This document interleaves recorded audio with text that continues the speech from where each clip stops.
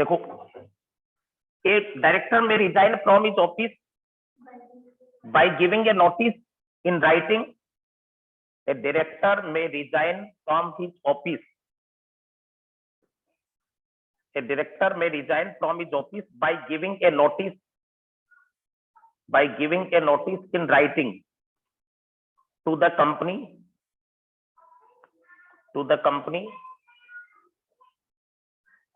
and the board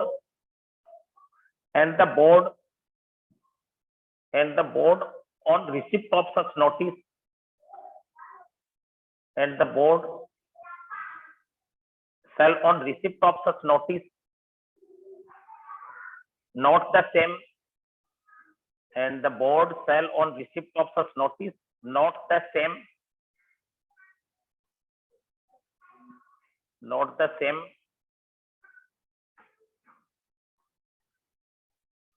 in company's record. Note the same in company's record. The number, the company shall intimate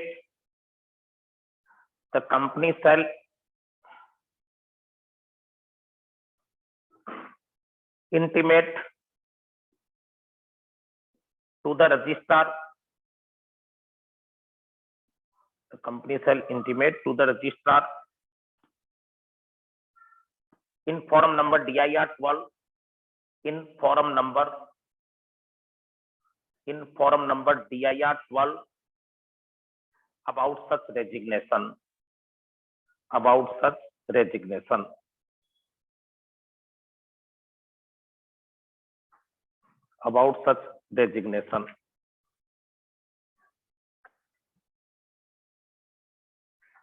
Within 30 days और जोड़ो आगे. About such resignation within 30 days. Company जो है वो देखो, पहला point तो आप अभी पहले लिख लो, बाद में बता देता हूँ, आगे पूरा पॉइंट हुआ नहीं. Company shall also place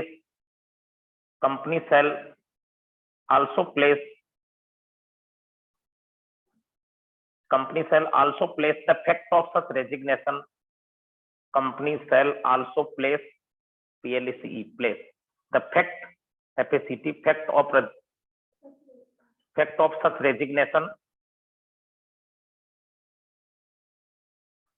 such resignation in director report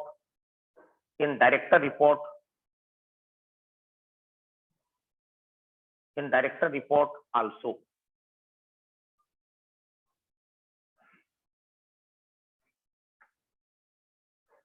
फिर अगला, the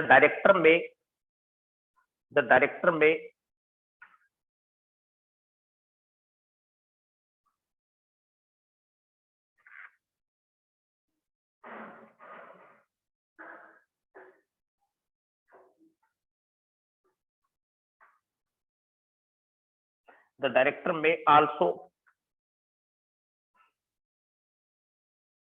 may also forward a copy. The director may also forward a copy of his resignation.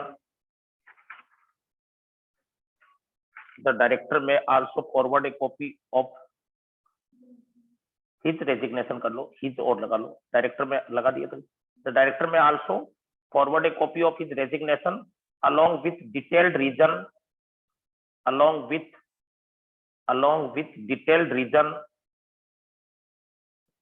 to the registrar,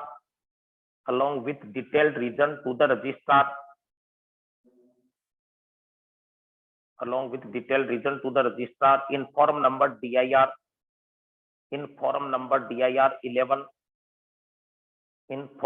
DIR 11, within 30 days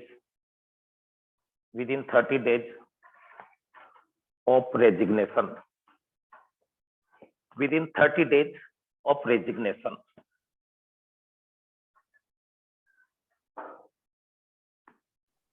sir, हाँ sir एक बार ये point repeat करना ना. ये point लिखवाया मैंने, director may also forward A copy of his resignation along with detailed reason to the registrar in form number DIR 11 within 30 days of resignation. लिख लिया।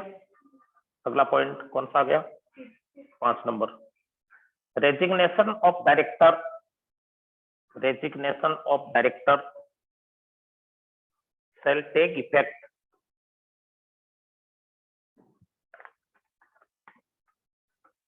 resignation of director shall take effect from the date. The resignation of director shall take effect from the date on which notice is received by the company. The resignation of director shall take effect from the date on which notice is received by the company or the date specified by the director, or the date specified by director in the notice, specified by director in the notice, whichever is later, whichever is later, LATER, whichever is later.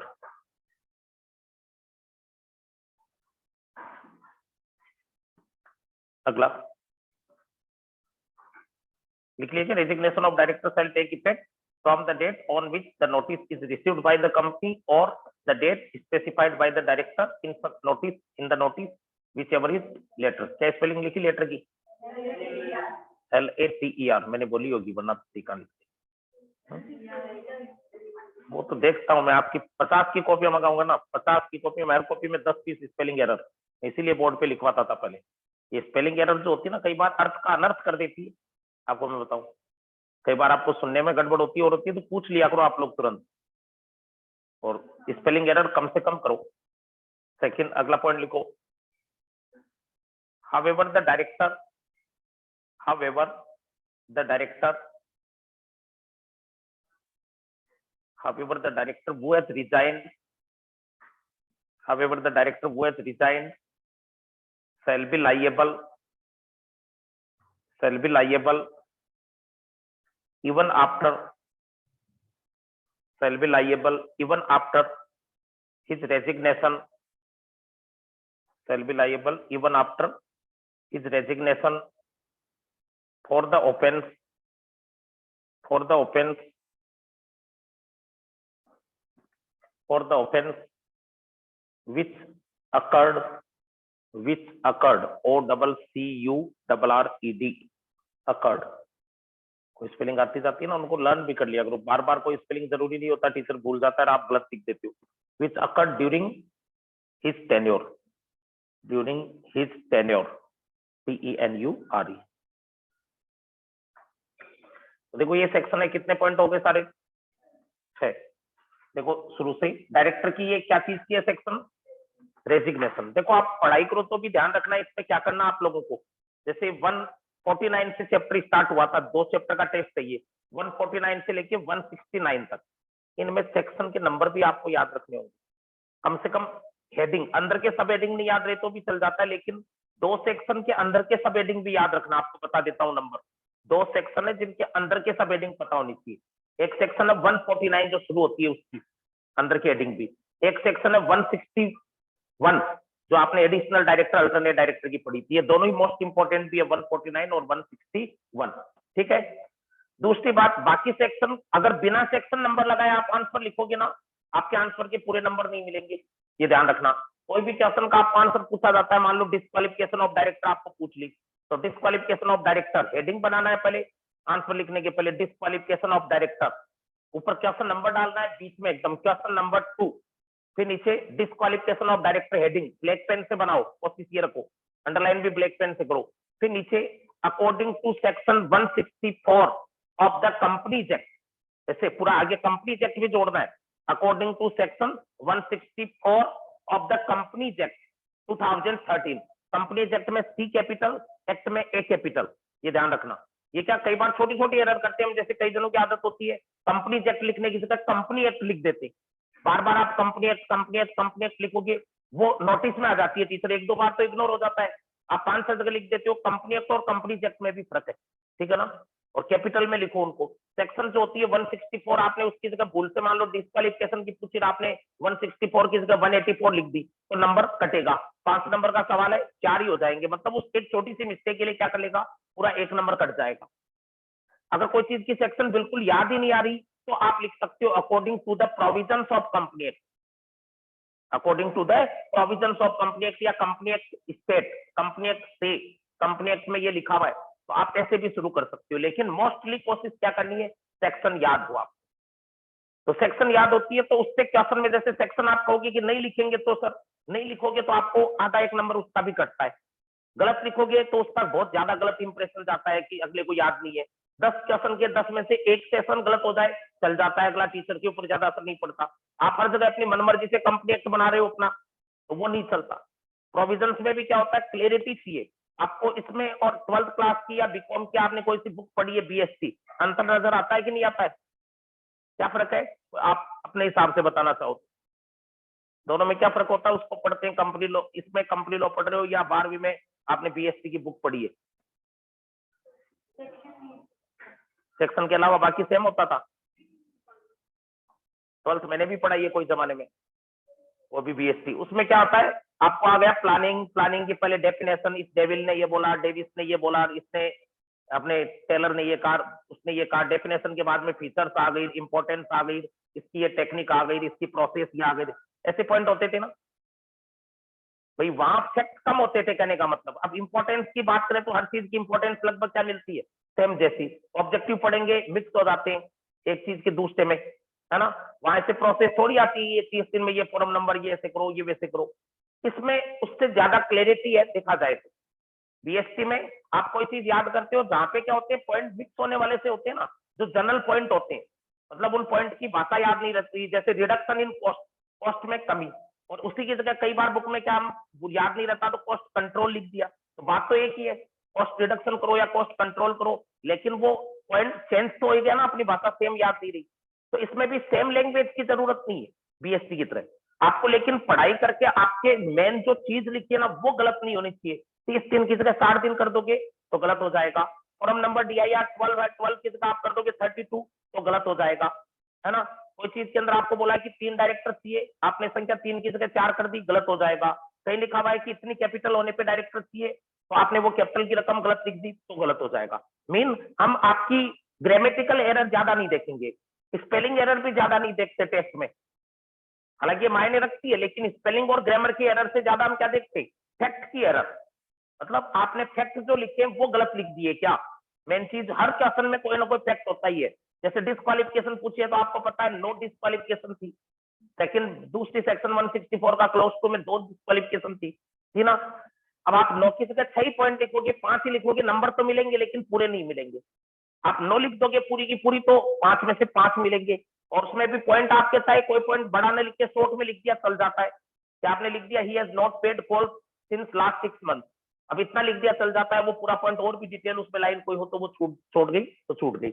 लेकिन ज्यादा बढ़िया ये होता है पूरे में से पूरे लाने का तरीका ये कि आप एग्जैक्ट आप लोग उसको लिख दो। हालांकि लैंग्वेज चेंज कर सकते हो, लेकिन पॉइंट में पूरी बात लिख दो। जैसे आपको पता है कि 6 महीने से ज्यादा सजा हो गई तो वो 5 साल के लिए डिस्क्वालीफाई हो जाएगा, 7 साल से ज्यादा सजा हो गई हमेशा के लिए हो जाएगा। तो वो बात अपनी भाषा में बना के लिख दो, लेकिन अगले को ये लगना चाहिए कि हाँ दोनों बात लिख दी आप, है कि नहीं है। तो वो नंबर मिलते हैं। हम कभी ये थोड़ी लेके बैठते हैं कि पास में नोट रजिस्टर लेके बैठेंगे, मिलान करेंगे कि मैंने जो लाइन लिखाई है वही आपने लिखी है क्या। 50 बच्चों का टेस्ट होता है तो 50 सब अपनी अपनी भाषा में लिखते हैं, सबके अलग अलग आंसर दिखते हैं, लेकिन नंबर उस हिसाब से मिलते हैं कि आपने मेन काम की बात उसके अंदर लिख दी क्या। तो वो चीज आप लोग ध्यान रखो। और फैक्ट को, सेक्शन को पहले एक जगह कहीं पन्ने पे भी लिख देना कि 149 इस चीज की, 150 इस चीज की, 151 इसकी, 152, 153 ऐसे क्रम से 169 तक। वैसे तो मैंने क्रम से लिखवा है, लेकिन इनको पहले इनके हेडिंग सबके आपको क्या करने ने अलग से याद कर लेने, मतलब इनकी मेहनत करनी पड़ेगी जैसे प्रैक्टिकल सवालों में करते हो। लेकिन ये देखा जाए तो अकाउंट से भी इजी है और बीएसटी से भी इजी है, हम तो ये मानते हैं। अगर एक बार इंटरेस्ट आने लग गया ना तो इस बुक के अंदर आपको क्या हो जाता है, आदत पड़ जाती है। बीएसटी में क्योंकि पॉइंट आपस में मिक्स ज्यादा होता है, उसके अंदर प्रोसेस आपको एक चीज की पूछता है, प्रोसेस प्लानिंग की, आप डायरेक्शन की लिखने लग जाते हो 2-3 पॉइंट के बाद। है ना। तो वो उसके अंदर 12वीं क्लास में तो ऐसे ही नंबर आते थे वो फर्जीवाड़े में, कुछ 10वीं के जोड़ दिए, कुछ 11वीं के जोड़ दिए, कुछ 12वीं के टेस्ट के जोड़ दिए। और आजकल एग्जाम भी हो रही है तो वो उतनी क्वालिटी वाली नहीं हो रही। 100 में से वरना 100 हिंदी में, 100 में से 199 बीएससी में ऐसे नंबर आ सकते हैं। वही लोग सीए में जब आते हैं, सीएस में आते हैं तो 100 में से 50 लाने उनके मुश्किल हो जाते हैं। तो वो रियलिटी में वहां आप लोगों की कला सही आजकल देखी नहीं जाती। देखो इसमें पहला पॉइंट पढ़ाया नहीं, पहला पॉइंट आप लोगों ने क्या लिखा, डायरेक्टर अगर इस्तीफा देना चाहता है तो उसका पॉइंट पहला क्या था कि डायरेक्टर में रिजाइन। एक डायरेक्टर जो वो इस्तीफा दे सकता है, अगले की मर्जी देना चाहे तो, में resign from his office by giving a notice in writing. कैसे इस्तीफा देगा, राइटिंग में नोटिस देके, ऐसे नहीं कि गुस्से में आया और कागज फेंक के चला गया कि मैं तो जा रहा हूं, वो नहीं चलेगा। राइटिंग में देखा ना, लिखित में कि भी मैं जा रहा हूं, मैं इस्तीफा दे रहा हूं, वही माना जाएगा। A director may resign from his office, वो अपने पद से छोड़ के जा सकता है by giving a notice in writing to the company. किसको नोटिस देगा इस बात का, वो कंपनी को। And the board on receipt of such notice, और कंपनी का जो बोर्ड है, डायरेक्टर बोर्ड, वो जैसे ही उसको नोटिस मिलता है, नॉट द सेम, देखो स्पेलिंग एरर तो करते ही हो, NOT नोट, नोटिस जो होगा उसका, and such notice not the same, company क्या करेगी, the company and the board on receipt of such notice, company और उसका बोर्ड जो वो उस नोटिस को क्या कर लेगा, नोट कर लेगा, अपने रिकॉर्ड में लिख लेगा, इन द कंपनी रिकॉर्ड, वो कंपनी के रिकॉर्ड में लिख लेगा कि भाई हाँ ये डायरेक्टर जा रहा है, इस्तीफा दे रहा है। फिर दूसरा, कंपनी क्या करेगी, कंपनी का देखो आगे आ रहा है, कंपनी सेल, कंपनी को करना ही पड़ेगा ये चीज, क्या, इंटीमेट टू द रजिस्ट्रार, एक रजिस्ट्रार होता है, आरओसी जिसको शॉर्ट में बोलते हैं, रजिस्ट्रार ऑफ कंपनी, जो सरकारी ऑफिस है जिसमें हम कंपनी की कोई भी सूचना हो आरओसी को देते हैं। तो company shall intimate to the registrar, company किसको सूचना देगी, रजिस्ट्रार को। हम तो इस्तीफा देके कंपनी को दे गए, और कंपनी उसकी इंफॉर्मेशन किसको भेजेगी, रजिस्ट्रार को। कौन से फॉर्म में, DIR 12, आपको याद आ रहा हो तो शुरू में 149-50 में डायरेक्टर अपॉइंट होता था तो भी ये DIR 12, और अब हम छोड़ के भाग रहे हैं तो भी DIR 12। कंपनी जो वो इंटीमेशन देगी रजिस्ट्रार को, inform number DIR 12 about such resignation, किसके बारे में सूचना दे देगी, हमारा इस्तीफा के बारे में, कि भी हम छोड़ के जा रहे हैं, in DIR 12 about such resignation within 30 days, 30 दिन में। Third, company shall also place the fact of resignation, company जो इस बात की सूचना, हमारे इस्तीफा देने की सूचना जो है कंपनी क्या करेगी, company shall also place the fact, company जो इन फैक्ट को रजिस्टर्ड कर लेगी, of resignation in director report, एक साल की डायरेक्टर रिपोर्ट भी बनती है, बोर्ड रिपोर्ट बोलते हैं उसको, वो बोर्ड रिपोर्ट में भी लिखेगी कि साल में कौन कौन से डायरेक्टर ने इस्तीफा दिया, तो कंपनी इस बात को अपनी बोर्ड रिपोर्ट में भी लिखेगी।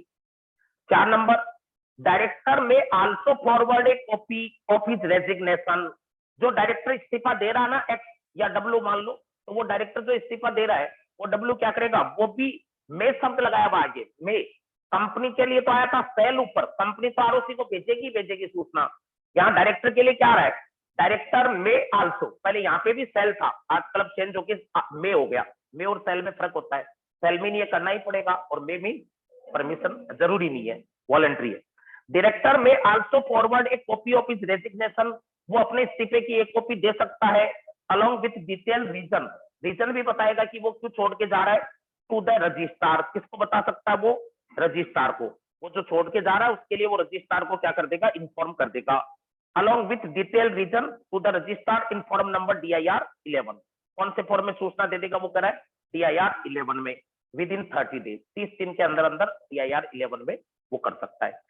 लेकिन आपको कोई सवाल ऐसा पूछ ले कि डायरेक्टर ने सूचना देना भूल गया, DIR 11 नहीं भरा, तो क्या कोई गलती हो गई क्या, आपको क्या बताना है, फिर भी उसका इस्तीफा वैलिड है। अगर उसने कंपनी को बोल दिया, कंपनी ने आरओसी को भेज दिया, खुद ने आरओसी को नहीं भेजा, तो कोई जरूरी था क्या आरओसी को भेजना, नहीं था, क्योंकि अभी चौथे पॉइंट में आपने क्या पढ़ा है, डायरेक्टर में फॉरवर्ड, वो चाहे तो करे, नहीं करता है तो भी कोई दिक्कत नहीं है, वो चलेगा, तो director may also forward.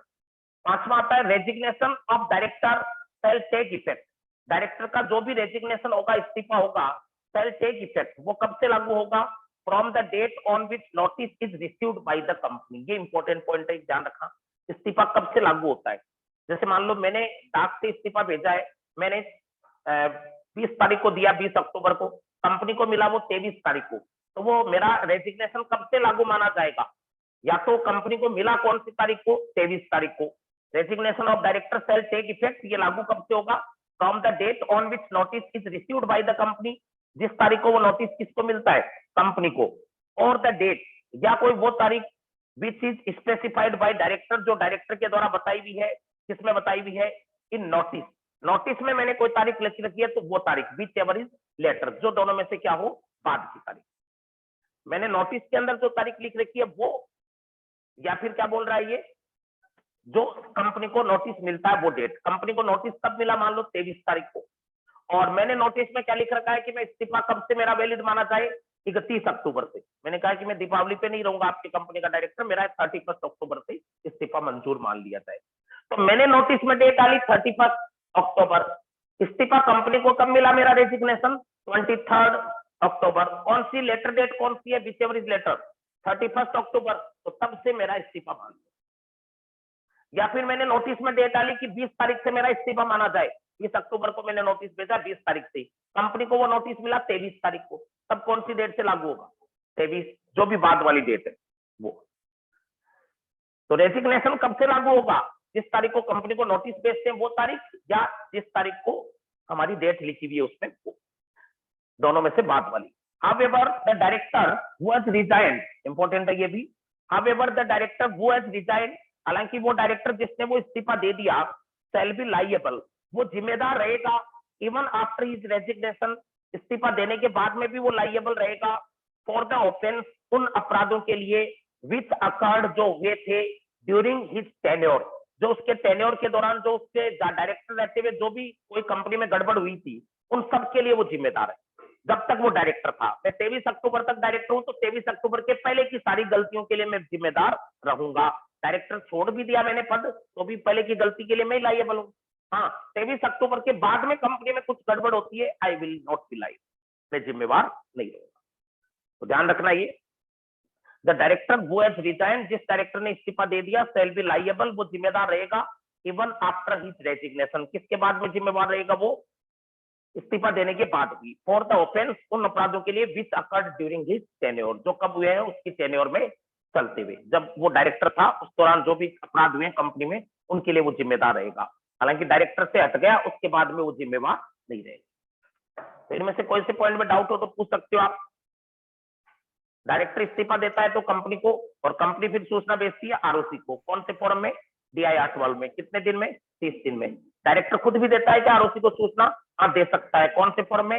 DIR 11 में। कितने दिन में? 30 दिन में दे सकता है। ये कब से लागू हुआ माना जाता है इस्तीफा? रेजिग्नेशन कब से इफेक्टिव होगा? The date on which notice is received by the company, और हाँ, the date specified by director whichever is later. ठीक है, तो अब आगे सेक्शन आएगी। सर ये 5 नंबर पॉइंट थोड़ा सा बताना ना, जो ये जो 5 नंबर पॉइंट था, रेजिग्नेशन कब से लागू होगा। तो रेजिग्नेशन इफेक्टिव कब से होता है? मतलब आप ये मान सकते हो कि मेरा इस्तीफा मैंने भेजा है, वो कंपनी को रिसीव्ड हुआ, वो डेट है मान लो 23 अक्टूबर। और दूसरा date specified in notice, notice में मैंने कोई तारीख लिखी हो कि भी इस तारीख के बाद मैं नहीं आऊंगा, तो वो नोटिस में लिखी हुई डेट मान लो वो है 31 अक्टूबर। तो दोनों में से जो लेटर डेट होगी, बाद वाली डेट होगी, उसके बाद मेरा डायरेक्टर का पद चला जाएगा, उसके बाद में डायरेक्टर नहीं रहूंगा। तो वो दोनों में से बाद वाली डेट देखते हैं। आगे आ जाइए, section 169, removal of director. Section 169, भागोबाग अटेंडेंस चल रही है। आज क्लास में बैठे ही स्टाफ, ये ध्यान रखना, स्टाफ को क्लास में बैठा के रखता हूं मैं आप लोगों पे वॉच करने के लिए, और वही नोट कर रहे हैं खाली जो बीच में आते हैं जाते हैं और मतलब घुमा फिरी चालू रखते हैं, तो उन लोगों का काम देख रहे हैं कि कितने घूम रहे हो आप।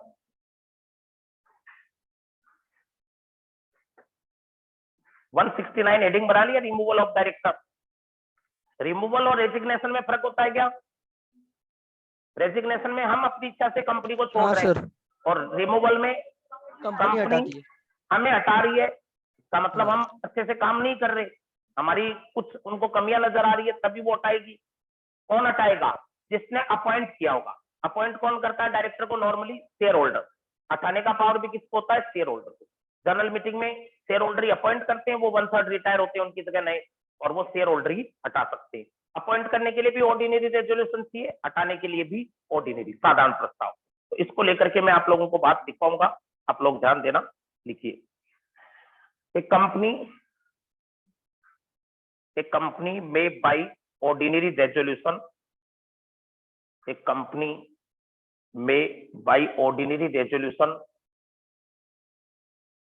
a company may by ordinary resolution remove a director, a company may by ordinary resolution remove a director,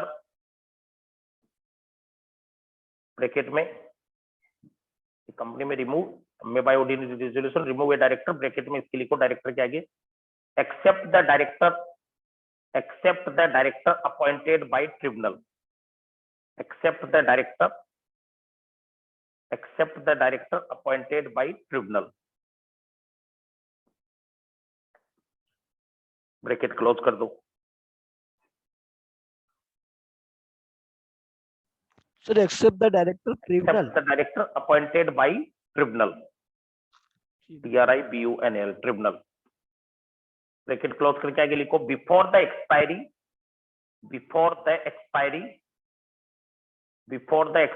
of the period, before the expiry of the period of his office, before the expiry of the period of his office,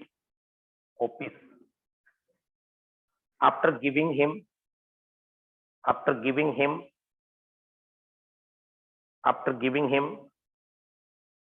a reasonable opportunity, of being heard, after giving him a reasonable opportunity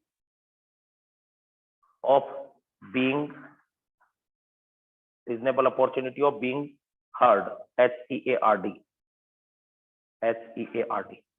देखो पहला point क्या रहा है, director को आप time से पहले कैसे हटा सकते हो, एक company may by ordinary resolution, एक साधारण प्रस्ताव, ऑर्डिनरी होता है जिसमें सिंपल मेजोरिटी चाहिए, आधे से ज्यादा लोग फेवर में चाहिए, एक होता है स्पेशल रेजोल्यूशन जिसमें 3/4 मेजोरिटी चाहिए, 3/4 वोट फेवर में आनी चाहिए। तो ये करा, एक company may by ordinary resolution remove a director except the director appointed by tribunal, वो डायरेक्टर को छोड़ के जो NCLT या ट्रिब्यूनल ने अपॉइंट किया है, नेशनल कंपनी लॉ ट्रिब्यूनल, उसको छोड़ के कोई डायरेक्टर को हटा सकती है before the expiry of his term of office, उसका कार्यकाल पूरा होने के पहले हटा सकते हैं। After giving him reasonable opportunity of being heard, उसको एक बार सुनवाई का मौका भी देना होगा। After giving an opportunity of being heard, इसका मतलब क्या हुआ कि हटाने के पहले एक बार उसको पूछेंगे कि तेरे को हटा रहे हैं, आपको कि सर उसको हटा रहे हो तो क्या पूछ रहे हो, उसको रीजन बताएंगे कि तेरे को इस वजह से हटा रहे हैं, उसको एक बार रिप्लाई देने का मौका भी देंगे कि भाई क्या कुछ कहना है, क्या मालूम कई बार मिसअंडरस्टैंडिंग हो जाए और हम गलत हो वो सही हो, तो उसको एक बार रिप्लाई देने का मौका भी देंगे।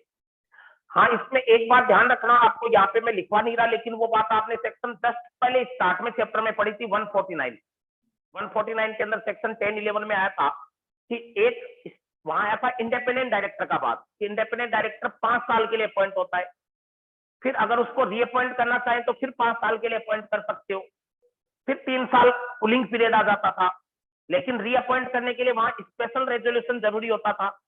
कौन सा पास करना होता था? स्पेशल। तो वहां उसको रीअपॉइंट अगर स्पेशल से किया ना, दूसरी वाली बात, तो हटाने के लिए भी कौन सा चाहिएगा? स्पेशली लिखवाया होगा वहां पे ये बात, तो ये ध्यान रखना। मतलब इनको उसी की तरह सोचो आप, टेक्स्ट की तरह ही, इसमें सारे रूल जो ना अंगुलियों पे याद रखा करो कि ये चीज हाँ ऐसे हुई थी, पहले आई भी थी, आपको याद ही नहीं रहेगा कि स्पेशल आया था क्या, ऐसा 5 साल के बाद 5 साल दूसरा पीरियड था क्या, तब तो कोई मतलब नहीं इनमें। देखो फिर second point,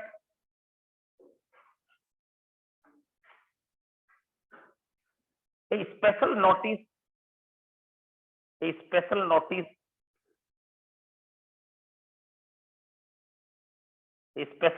shall be required, a special notice shall be required of any resolution, a special notice shall be required of any resolution to remove a director under the section to remove a director under this section,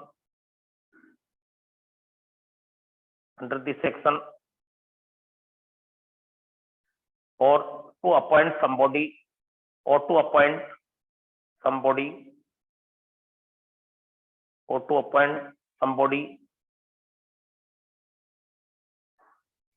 in place of a director,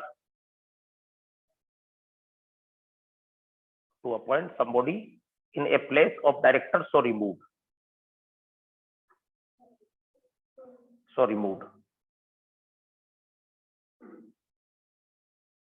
Such notice, अगला point, such notice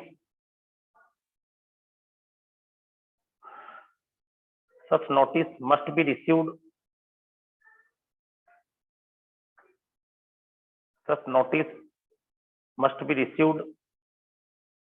from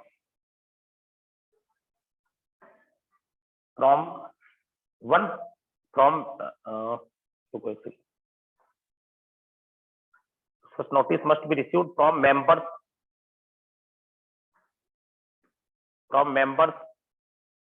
holding 1%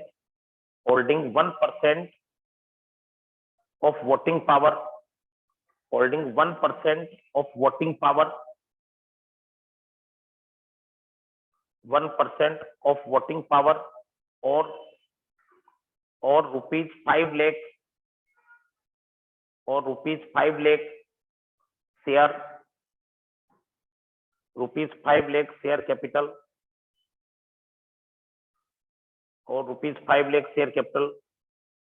having voting power.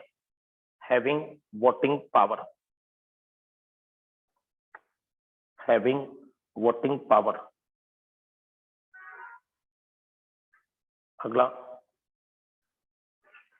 such notice must be received by the company. Such notice must be received by the company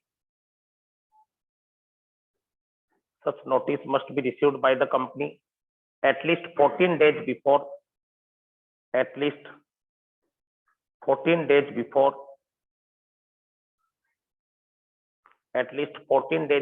the general meeting,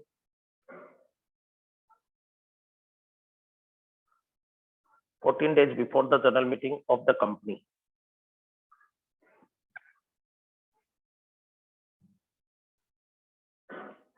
अगला,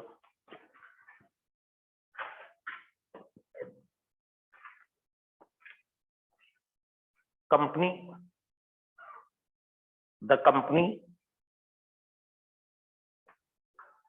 shall send a copy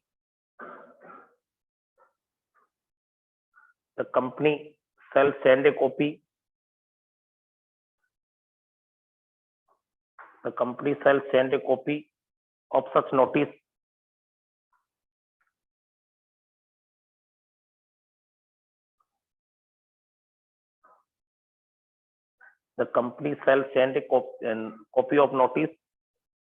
of such notice to the director concerned, CONCERNED, to the director concerned, and the director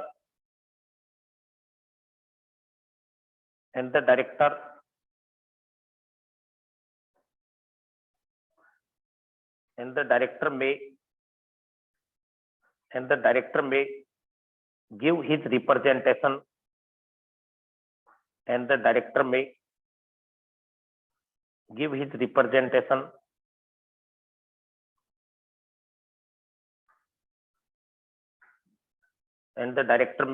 representation in writing to the company. Director may give his representation to the company. Writing शब्द भी आ गया क्या इसमें कहीं? फिर अगला लिखो,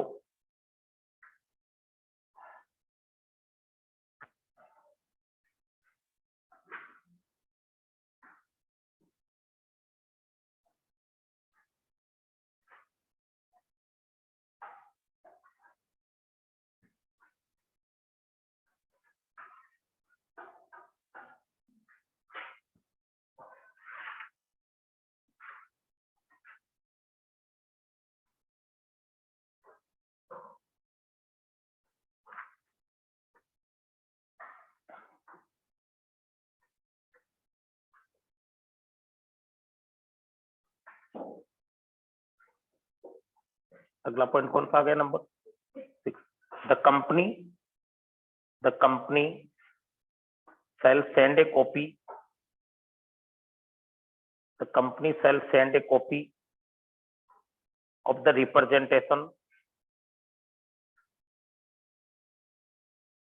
The company shall send a copy of such representation and the notice, representation and notice to all members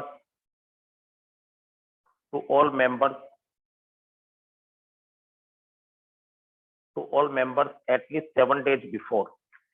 To all members 7 days before.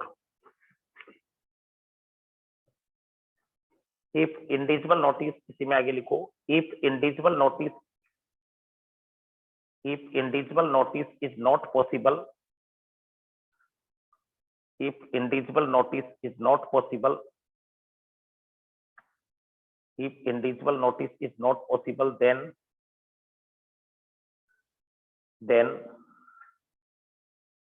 it may be published,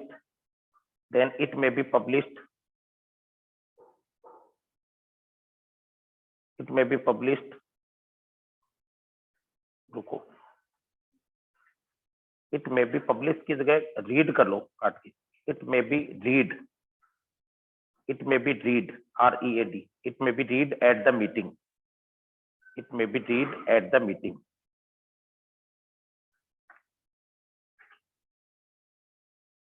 अगला, if ordinary resolution is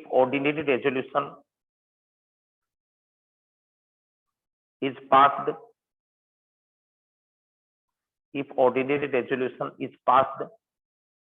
for removal of director,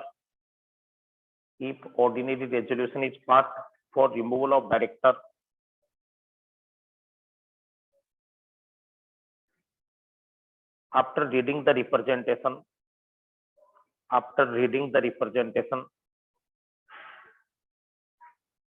then director is removed,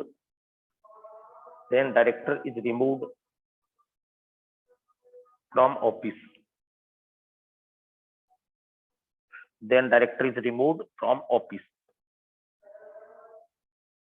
तो ये section है 169. देखो इसमें क्या क्या point आए. Director को हम हटाना चाह रहे हैं तो उसको लेकर के प्रोसेस देखिए. पहला पॉइंट, एक कंपनी में रिमूव, कंपनी, पहला पॉइंट आपने पढ़ा था, कंपनी क्या कर सकती है, मैं bye ordinary resolution remove a director. कौन से को नहीं रिमूव कर सकते?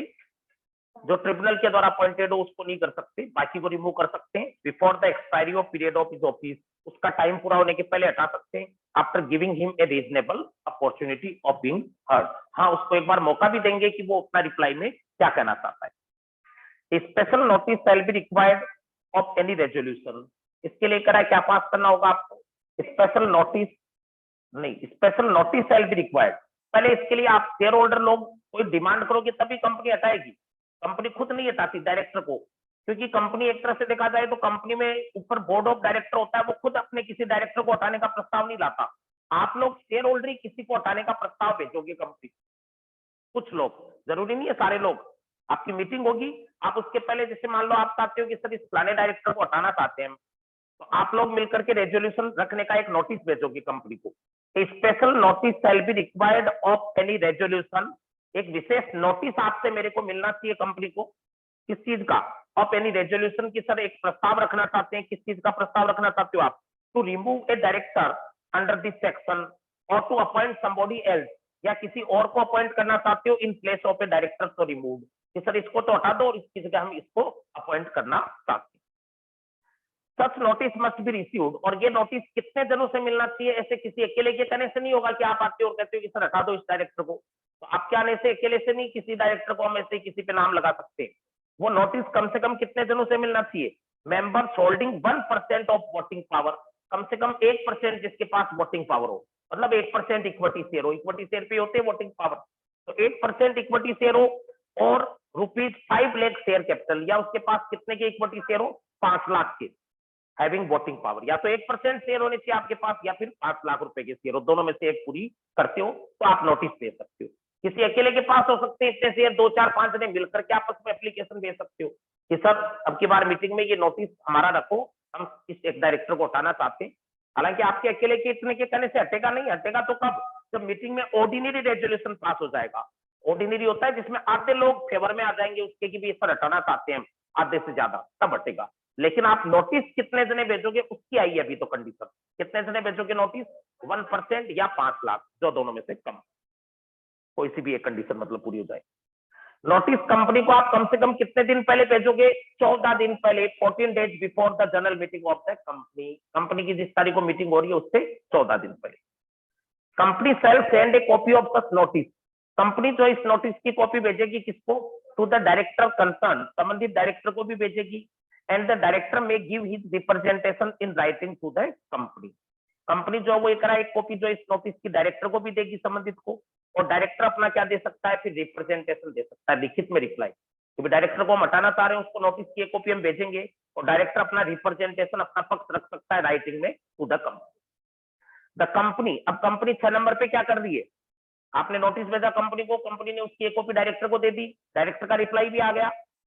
Company shall send a copy of the representation and notice to all members, company उसकी अब कॉपी किसको भेज देगी, जो रिप्लाई आया उसकी भी और जो हटाने का नोटिस है उसकी भी, 7 दिन पहले सारे मेंबर्स को भेज देगी। If individual notice is not possible, लेकिन अगर इंडिविजुअल नोटिस पॉसिबल नहीं हो तो it may read in the meeting, it may be read in the meeting, वो किस में पढ़ा जा सकता है, मीटिंग में, अगर आप सबको पर्सनली भेजना पॉसिबल नहीं हो तो। अगर ऑर्डिनरी रेजोल्यूशन पास हो जाता है डायरेक्टर को हटाने का after reading the representation, then director is removed from his office, तो वो डायरेक्टर अपने पद से क्या हो जाएगा, रिमूव हो जाएगा। तो ये सेक्शन आपने पढ़ ली कौन सी, 169। इसके बाद 2-3 सेक्शन का गैप लगता है, वो ए पार्ट में आ जाती है 170 170 ए, वो दोनों सेक्शन मेंबर्स वाले चैप्टर में आप पढ़ते हो। मेंबर्स वाले में डायरेक्टर्स का एक रजिस्टर होता है और उसके बारे में 171 और 72 तक, फिर 173 से अब अगला चैप्टर चालू हो जाएगा, ठीक है ना।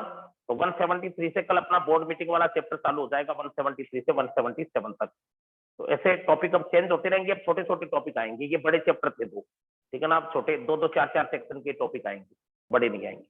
लेकिन अब इनको तैयार करना आप लोगों को, अच्छे से याद करना है, ध्यान रखना, वरना फर्स्ट डे आता ही दिखेगा, फिर बहाने बनाओगे सब, डेंगू हो गया, ये हो गया, वो हो गया, नहीं होगा तो भी जबरदस्ती करोगे।